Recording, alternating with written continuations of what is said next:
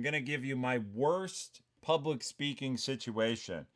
And then we'll introduce one more new tradition, and then we'll hit Q&A. So if you want to ask questions, this is your chance. Um, so my third story is this. Years ago when I started at Amazon, I built Amazon Video, what's now Prime Video. Many of you have heard that before. But um, when I was building it, um, we got near to launch, and the company asked, the company, right? So the people planning the quarterly all hands for Amazon said, hey, you should come present Amazon Video to the all hands. So come talk about the program, do a demo, show everybody in the company what you're about to do, what you're about to launch.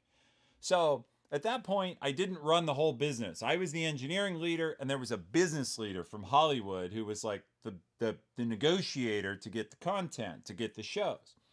So we have this plan, and we go real early, and we set up in the venue, and I'm going to play a clip from one of our videos and then talk about it. And so I set up this clip, and I pause it, and we go sit down, and like the financial guy, Washington Jeremy was there. So I haven't seen him jump into chat in a while, but we have a witness. So what I say is true, and you know it's true. So I go to the all hands, and we sit in the audience, and the financial guy does the numbers, and like, this is how much we sold, and blah, blah, blah. And yeah, some people have heard this story before, but it's certainly relevant to public speaking. So I'll speed it up though, since some of you have heard it. So I start talking. The business guy gets up, and he tries to land some jokes, and they fall like bombs. He's telling like Hollywood jokes, and we're Seattleites, and he basically lays an egg. And then he tries to run a piece of the demo, and that piece of the demo fails. Probably because of low bandwidth in the theater where we were doing it, because we're in like an off-site location with a big theater. And by the way, there's 1,000 people there, and Jeff Bezos, CEO, is sitting in the front row along with like my boss and his boss. So it's like Jeff Bezos and a guy named Steve Kessel who reports to him, and a guy named Neil Roseman who's my boss who reports to Steve, and they're all right there. So basically, my counterpart, a guy named Roy, takes the mic after part of the demo fails. He says, well, anyway, here's Ethan. He's going to show you more.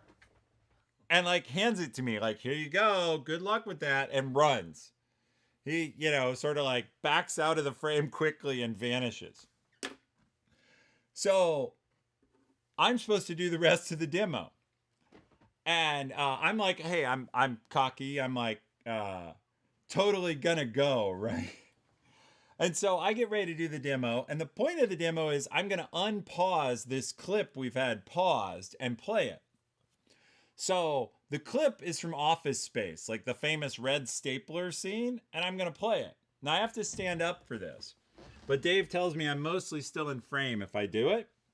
So I stand up and I say, so as you can see, we have, you can watch a movie. And here's a clip from Office Space. And I hit play, and I'm looking at the machine I'm running. So the screen behind me, everyone in the audience starts laughing. And I'm like, what are they laughing at? Are they laughing at the clip that's funny? And I turn around, and the clip is playing on a 40-foot, 50-foot screen in an auditorium upside down. And quite naturally, I'm like, what the hell? So I naturally do this. Like, look at it right side up. So here's your chance to contribute. You got to imagine the scene now. I turn back around. I have the microphone. My counterpart has run. He's gone. He's like, there's scorch marks. I turn around, and Jeff Bezos is sitting in the front row looking at me, and I have the microphone. What do you do now? What's your move? You guys, now some of you know what I did, but what's your move?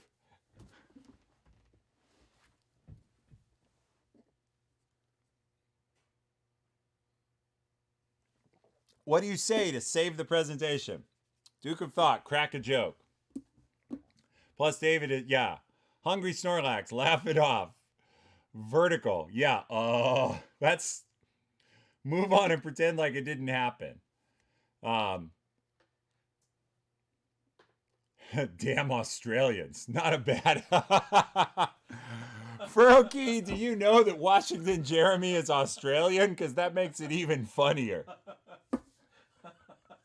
Blame your Australian developers. Blame your Aussie developers. That is the best answer ever. I'll get rid of my fake mic, but that's a mic drop answer.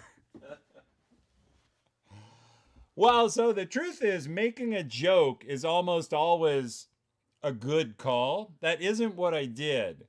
But for all the people who say make a joke, if you take it in stride and laugh, the audience will almost always laugh with you. And here I'll get to coaching before I tell you what I did. Look, your audience is pulling for you. If you tell anything but the worst lame joke, they'll laugh with you. Because they're not there to see a shitty presentation. It's uncomfortable to see someone struggle. They want to see something funny. They want to see something engaging, smart, intelligent. So if you give them anything, this is one of my main points.